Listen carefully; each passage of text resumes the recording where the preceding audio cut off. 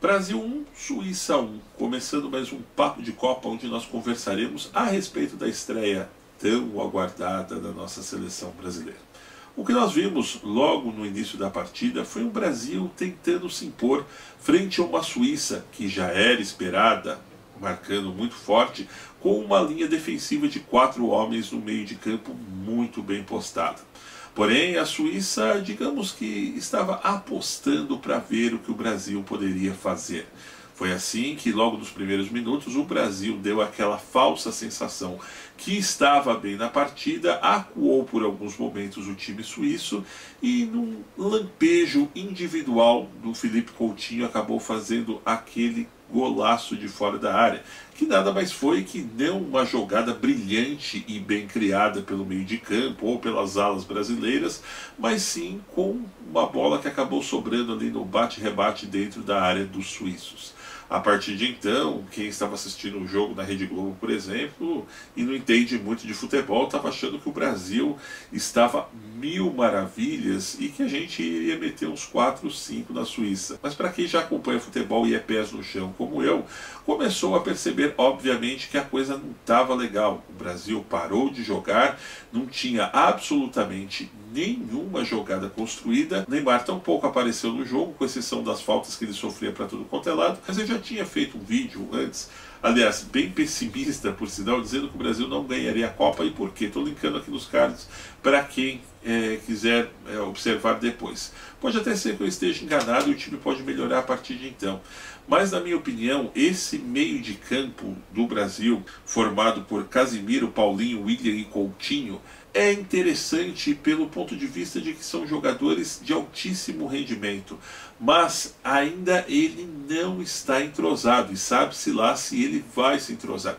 O próprio William no primeiro tempo fez algumas boas jogadas pelo seu setor, caiu algumas vezes pelo meio, pela própria esquerda, mas não conseguiu girar essa bola para algum companheiro que estivesse do seu lado no meio de campo, a fim de que ela pudesse chegar redondinha no pé do Neymar e até mesmo no pé do Gabriel Jesus, que depende muito mais, diga-se de passagem, das jogadas pelos flancos do Neymar para a bola poder chegar até o pé dele do que as bolas enfiadas pelo próprio meio de campo do Brasil.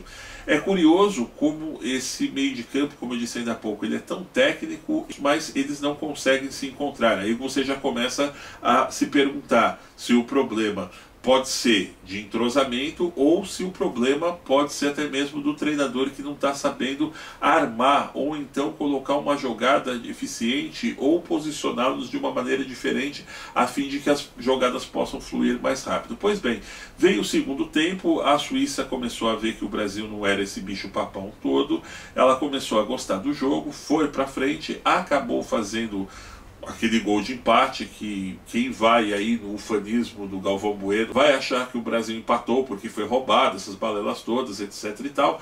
Ok, o gol pode até não ter sido lá essa regularidade toda, mas por um outro lado a gente tem que pensar naquela máxima do futebol, que não faz toma. E se você abdica do jogo ou se você não tem um time capaz de produzir boas jogadas, você não vai fazer gols. E foi exatamente o que começou a acontecer. O Brasil começou a esperar que outro lampejo vindo de outro jogador criativo, como Coutinho, como Neymar, ou quem sabe até mesmo o Gabriel Jesus, pudesse definir a partida a favor da seleção canarinho. Infelizmente isso não aconteceu. Depois, em outras 2 oportunidades, a Suíça chegou até a ameaçar o time brasileiro, mas como, na minha opinião, embora seja um time bem postado defensivamente, não tem nenhum grande jogador que possa fazer aquela grande ameaça, armar uma situação e principalmente definir a gol. E por aí por diante a gente começou a ver aquele show de desencontros da armação do Brasil dentro de campo.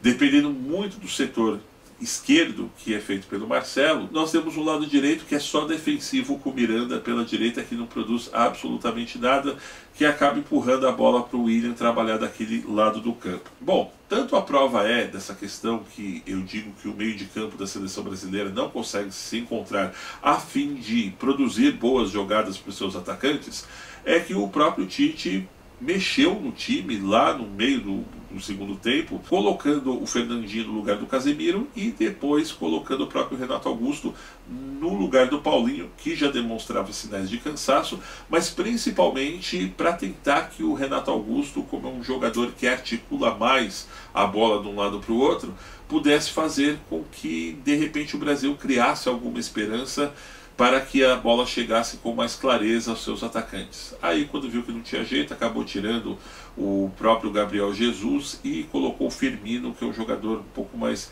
raçudo e definidor, principalmente porque o cara estava com sangue novo, já estava descansado no banco e até quase deu certo.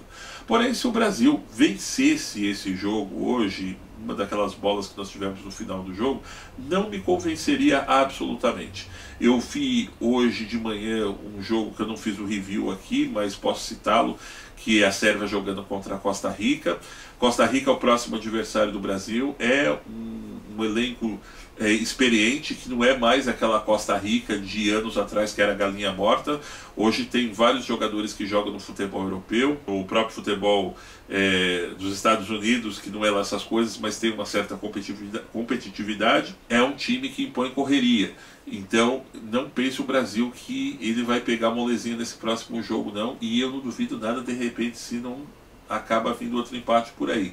Agora, o que eu mais me preocupo é em relação ao time da Sérvia, que igualmente eu vi jogar hoje contra a Costa Rica, e demonstrou ser um time, além de muito bem preparado fisicamente, tem jogadores muito técnicos e um padrão de jogo onde eles abrem muito a bola para as alas, fazendo com que essa bola chegue mais rapidamente dentro da área, principalmente pelo alto, onde a seleção brasileira demonstrou hoje definitivamente que ainda não é o seu forte dentro da defesa, apesar de ter dois jogadores experientes como o próprio Miranda e o Thiago Silva. Bom, pessoal, então esse 1-1 aí realmente talvez serviu aí como um alento, como eu disse para vocês, para os próximos jogos. Olha, eu estou com o pé atrás, porque a Suíça, diferentemente do que o Galvão Bueno estava gritando lá, fazendo escândalo o jogo inteiro, não é um time bom, certo?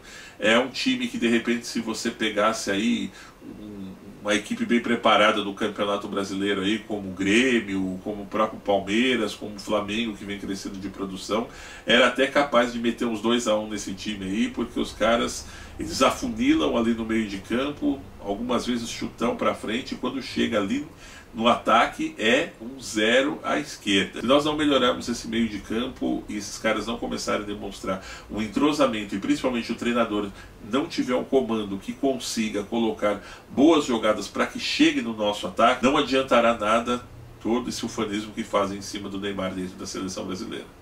É isso aí, meus amigos, eu espero que tenham gostado do vídeo de hoje. No entanto, não se esqueçam de se inscrever no canal, deixar o seu joinha e participar nos comentários.